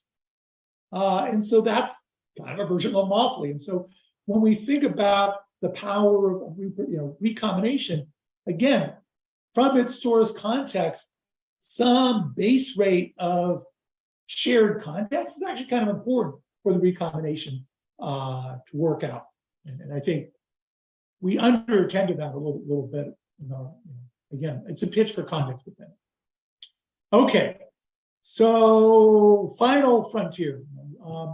Just a few comments because I'm running out of voice and we're also running out of time to discuss. So units of selection, is it the blue guy here in the corner? Is it one of these yellow guys? This person in the big corner office at top, who's doing the selection and so on, and probably all of them. How we think about unit selection. So, this seems to be an ongoing issue. We see organizations reorganizing. I think in part what they're playing is the fundamental tension and problem about averaging and de-averaging. The virtue of de-averaging, going to a finer granular unit is, oh my God, I know Bob or Sally really worked hard and they deserve a gold star and resources. But when we get more granular, we're masking interdependencies. And so there's this, life is trade-offs. We're doing these trade-offs between, at a coarse grain, we'll see the scope economies and we'll see the interdependencies. But at the same time, we're allowing people maybe a free ride. We're not being so clever about some of the slack that may be built in there. So that's a kind of unresolvable tension and maybe why you have an ongoing reorganization and so on. As a narrow side, I don't think this is, Zeng or, Todd talks about the efficiency fickle. It's not that there's anything magical in the middle. They're just trade-offs. And you're making trade-offs between granularity and mask interdependencies that we're seeing. The other point I want to make in this context is who's doing the selection? So Williamson has this awesome evocative phrase and term at one point, selective intervention. It's like, the corporation could decide to be all market-like, we'll just dial it down and I'll tie my hands or let them do their thing. And it's an interesting idea, but if I borrowed an idea from game theory, I'm not sure it's sequentially rational, right? So I'm in one of the little humanoids at the upper part of that hierarchy. I think somebody below me is doing something that I don't think is right. Do I really let them do it? You're a parent, you're a child, you really let them do that? Don't learn to cross the street without looking. No, I'm going to intervene. Really, looking and waiting for these cars to go by. Better idea.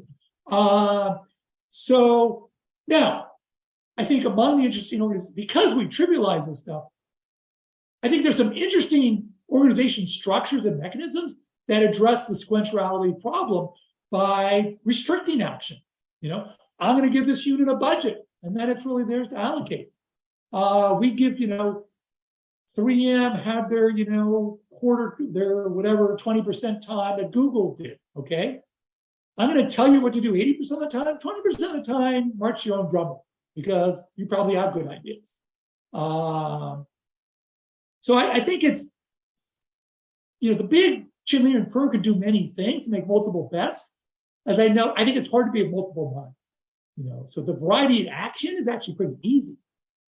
Having in a hierarchical system a variety of selection criteria, that's hard, right? Because and then we can test this and fight over this. And again, we can create structures, and I can give you your 20% time. But once you get this potential initiative cooking, it's better than walking into your boss's office and just whiteboard and ideating something. And I can do a working prototype, so I can look more protocol. But at a certain point, it's got to be resourced. So I think this kind of multiple bets versus multiple mind problem is a really interesting tension. And the variety of action is relatively easy. I sometimes use the imagery in this kind of slide of sort of, Roosevelt Moth Cantor had this evocative thing, let 100 flowers bloom. And one of the few things my editor at Oxford Press corrected me on, a useful ad was, as a good British lefty, he said, oh, actually, that was Mao with 1,000 flowers. I'm like, okay, wasn't Cantor had an antecedent she didn't cite? But was also interesting, if you go back to the story upon Mao, there was an invitation for variety, but then there was also a cultural revolution and rather kind of, winnowing down of those thoughts and ideas. And so the imagery less problematic that I offer is, you could have 100 or 1,000 flowers, but if I got one kind of lawnmower, it's not going to matter. So the variety and initiatives is interesting, but that's necessary, not sufficient for the system. Because back to my discussion of intermediate selection, we're not going to know on day one when you walk into my office with a ping pong ball. I don't know whether it's good or bad. We have to let it play out a little bit. That's why ventures give these initiatives some further funding. We let it play out a bit. And so we have to sustain judgment or entertain some sobriety. So I think it's a set of interesting questions. I think we tend to negate. Okay, so truly final. So I was charged with talking about ecologies of learners, and I tried to take my mission seriously in my own biased, narrow-minded way. And so, yes, we have populations. We can think about this at a population level. Schumpeter, the lean startup is actually kind of interesting because that's almost like the unitary actor, almost going from product market switch, fit. What I want to pitch and try to pitch is sort of the intro ecology. Now, pivots are kind of interesting, as Andrea and I, in our piece in ICC, try to say, I develop a little bit, is a pivot requires a recontracting, right? Like, we all thought this was an awesome venture. We gave up our day jobs, our education. Somebody may have given us money. And now we wake up 3 months later and says, we really should tweak the technology. We should tweak the application market. One of the things that Andrea and I talk about in the book as well is sort of this, the recontracting problem is hard. I think it's a kind of kin to sort of Rebecca Henderson and Bob Gibbons talked about relational contracting. It's like, I have to sustain the idea that we were all earnest, hardworking, and kind of clever, but did something ex post turned out not to be so great. But this new idea is awesome, and we're all pretty clever, and this may ultimately work. And I think that recontracting is easier in the small of 6 people in the startup and the VC than inside the Chandlerian firm. But blatantly possible, and more broadly, this kind of while the lean startup says do one thing and pivot, the big firm can do many things, right? So there's a latent adaptive advantage of the larger entity in terms of calling in a vocation. And I think we're aware of it, but maybe not as clever about the mechanisms as we might be. So that leaves you all. So as I said, the gift of a prior generation is to be somewhat inadequate. And so we leave lots of things on the table articles and research dissertation projects. So I hope I have highlighted some of the inadequacies, which in turn can kind of suggest some possibly useful opportunities for you all. So thank you. Thank you. And like everyone, like I wonder if you have questions. If not, I can like pick up with one. I think like we still have like 20 minutes more. But then like one thing that I found interesting in a couple of times that you talked about it is this idea that basically part of your research has been about agents searching for better solutions and better representations, better policies that they can do.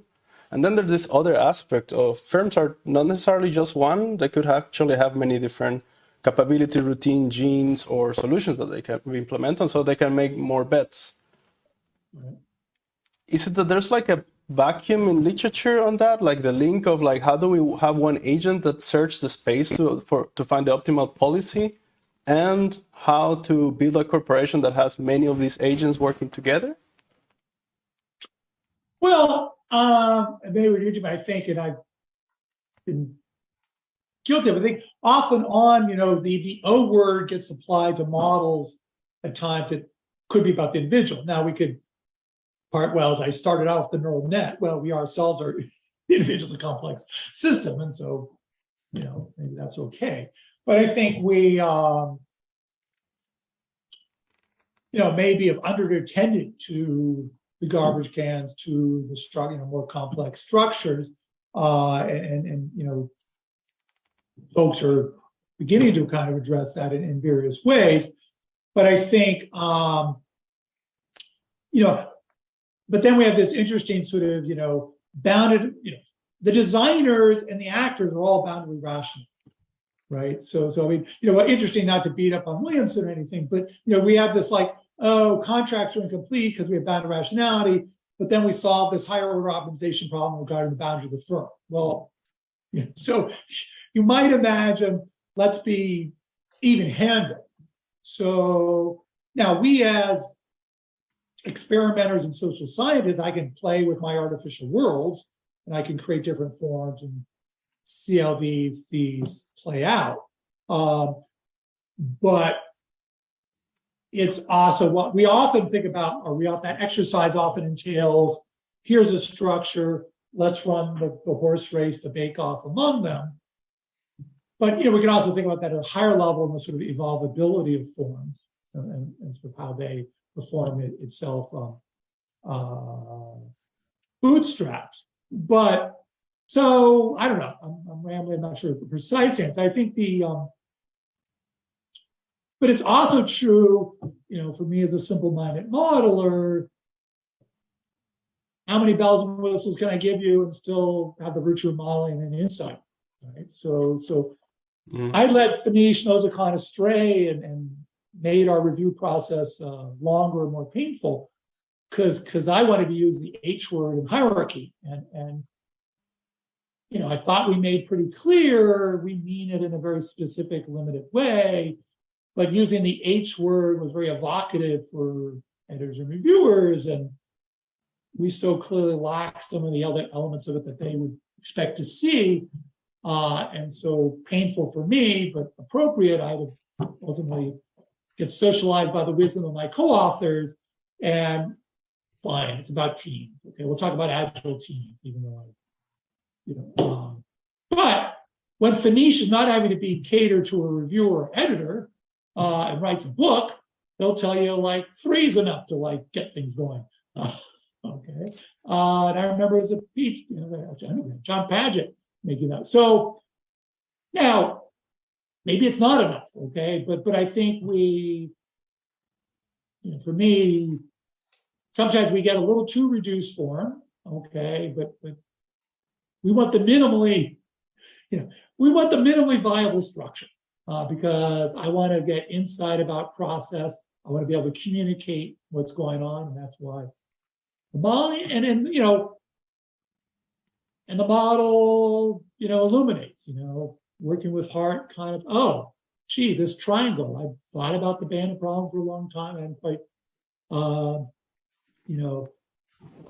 seen that point. What Don and me are doing on the politics, like, there's both. We start with a conception and try to keep it pretty narrow, but it forces some illumination and insight. And so, yeah, I think they're back to say, I think it's useful to.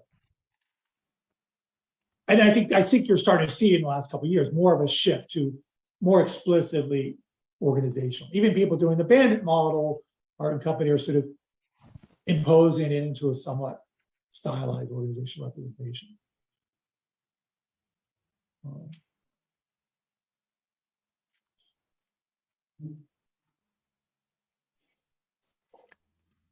Is there a possibility to pose a question which is very much related to one's own research, not so much about the concept you outlined just now?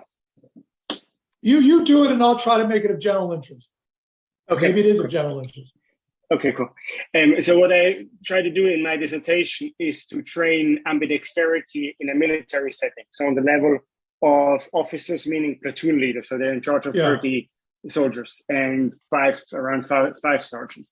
And I started this project based on the assumption, well, exploration exploitation is relevant for every organization, and started to design the training intervention. But then I found out that actually decision makers training these platoon leaders, which I would train later on, believe that exploration is not really of relevance. So it seems that the Swiss armed forces, at least on the level of a platoon leader, have so much figured out what to do in the environment that they actually don't need exploration. And this, like captured through regulations and trainings they get, so that they believe what asset exploration is actually not of relevance. What do you make out of this?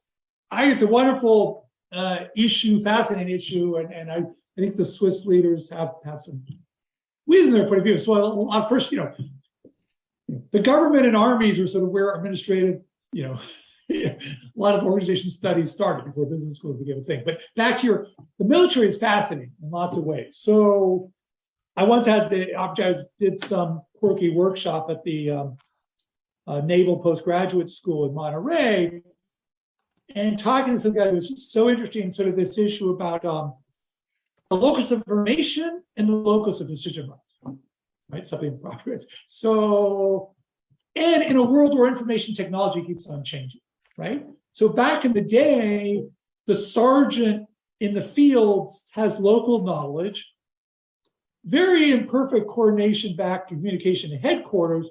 So there's sort of this local information, local action.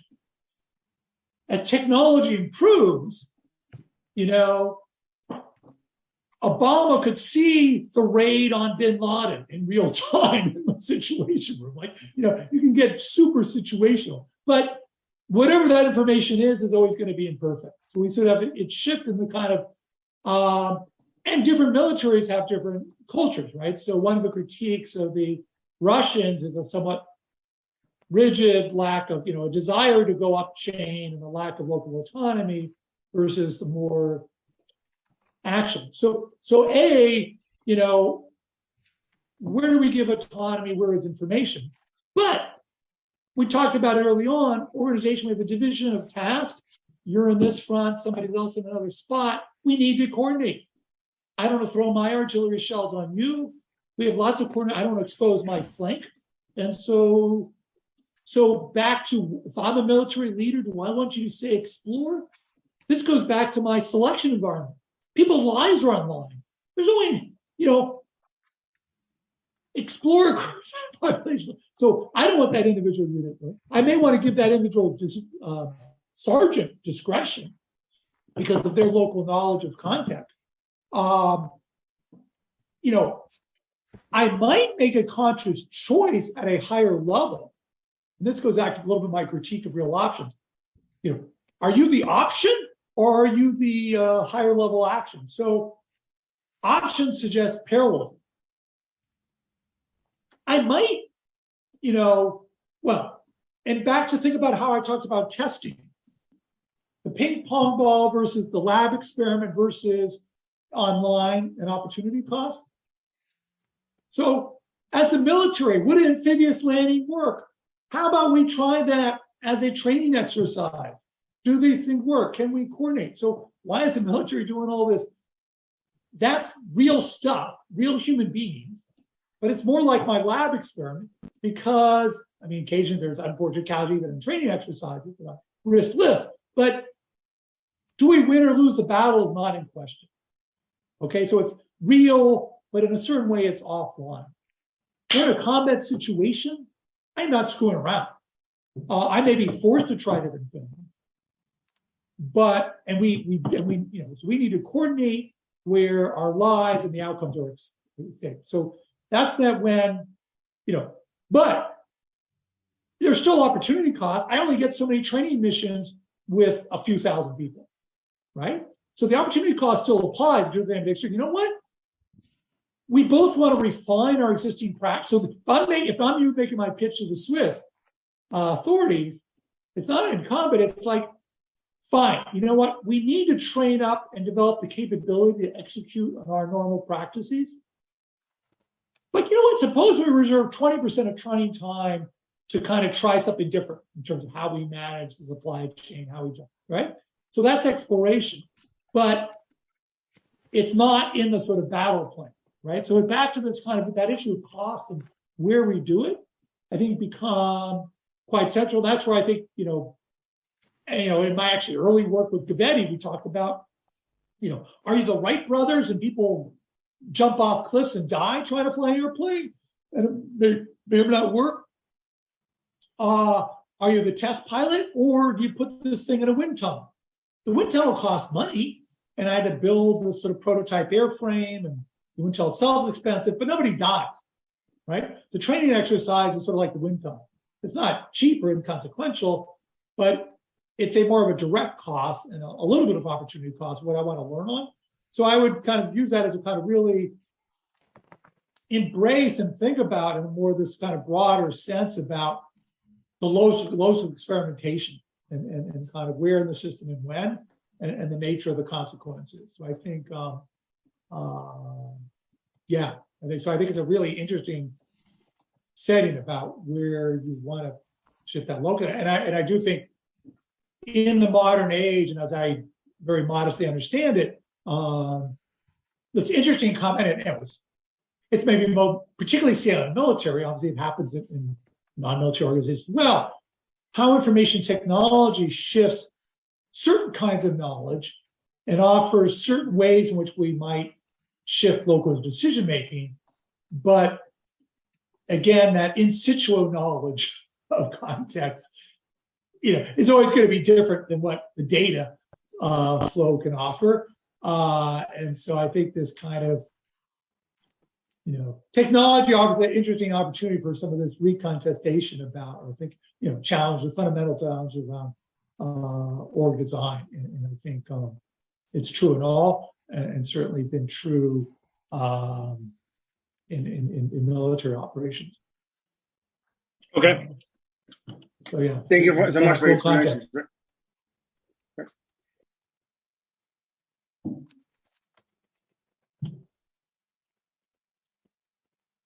Yes, so I know we have one more question now from Emmanuel. Sorry, I'm just asking because no one else was asking a question. So then also, again, this is kind of a clarification question, and maybe I missed this, but so what role within like this perspective of a variety of, selection mechanisms, etc. What role, or how do those varieties of selection mechanisms interact with a variety of learning processes? I mean, and you might have mentioned it, but I might have missed it. But I mean, like, it seems like what you're talking about, is essentially still built around some form of kind of reinforcement learning processes, right? How do different types of learning processes, kind of the conceptual framework? Yeah, kind of yes and no. Okay, so part of the move of credit assignment, and in some ways, is my cognitive model. The point there is, and I can even ideate offline, right? So that's not, I was trying to contrast reinforcement learning. I got some water, I got some cheese, or I didn't. Okay, that's this direct thing. the milestones, which is an organizational thing, or my cognitive model representation, like we're at the whiteboard and you and I are talking about, dissertation talks, and we're saying good idea, bad idea. Okay. That's sort of offline cognitive. So now at a higher, it's a second order learning process where those representations evolve and change over time, right? But I'm just saying the artificial is important move for me because that takes it away from environmental feedback, the direct reinforcer. You can say, actually, what organizations do are create their own belief structure, their own milestones. And those act as reinforcers. They may be clever and smart and filled the gap in a world where the real payoffs are 18 months down the road and we have ripple effects throughout the organization. That's why we need these sort of superstructured and scaffolding of reinforcers. So it's a dramatic, it's a quite elaboration. So it's going from the team maze to this sort of broader scaffolding. And we have that scaffolding in our own mind when we ideate and we play in our yellow pads and decide what seems like a promising idea now. Right? That's based on, and again, it's similarly within the organization. So that's why I say yes and no. I mean, they are reinforcers, but they are, seem to me, a very different kettle of fish of our classic stimulus response learning.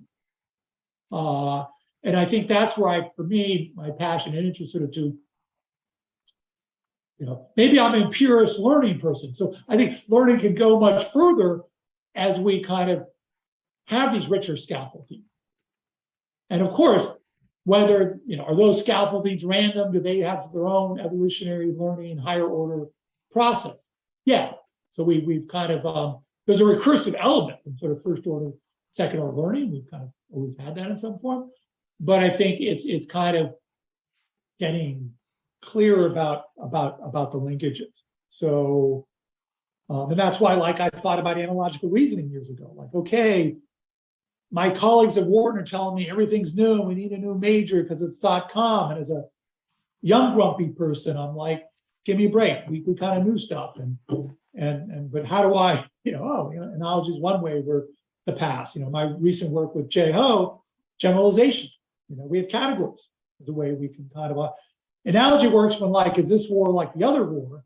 J-Ho would have a paper coming out in Earth Science, and he's doing some cool experimental work of when you have a flow, alliances and so on. They're each unique at some level of granularity, but they have some common elements. And how do I get smart and do these common elements? And so I'm sort of trying to push learning in a maybe imperialistic, maybe useful way to be broader and more inclusive. It is not the sort of simple-minded, Skinner box. And I think, the world operates that way. And I think to agree, a way which is not helpful for our community, maybe have kind of stayed more inside that box, perhaps. We maybe didn't have, I think we, probably trying to develop sort of, what does that scaffolding looks like that we can build these richer structures. And we can still basically talking about learning and show up online or in a Silomar at CSOL as members of that tribe. And that the 2.0, the 2022 version of that really can offer pretty rich structures. And again, I'm pluralistic. So I want to include cognition in it. That's not a separate, that's not division in the academy. Nah. Where the hell does the cognitive schema come? Yes, it guides this stuff and itself is endogenous. So that's ours too. And org design, yes, that's context. And context is us. And independency. So it's a pitch for the CSOL tribe. Right? We have a broad footprint. We should embrace those opportunities.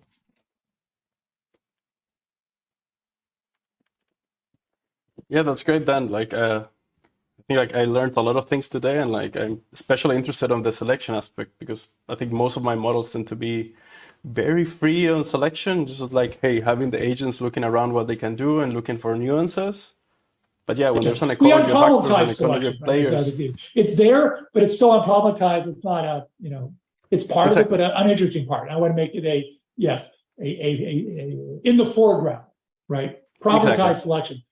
And the early fitness stuff. Oh, here I am. Here's F5. Oh, I'm happy. I'm sad.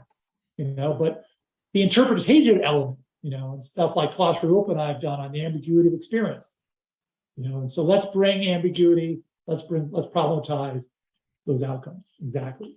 Yeah, I think that would be a very cool thing, just to link the aspect of organization and learning and design to the aspects of theories of the firm that are at the end always about selection, whereas our theories tend to be more benign in some ways. That's very cool. Thanks a lot, Dan. Okay, I think well, I'm not alone to say this, but we thank you for your time. And then I would ask everyone for a final round of applause and thanks Dan for his time. Thank all of you. Fun for me. I hope fun for you all. I'm glad to hear that. We'll all see each other in so much. I'm good. Exactly. Okay. So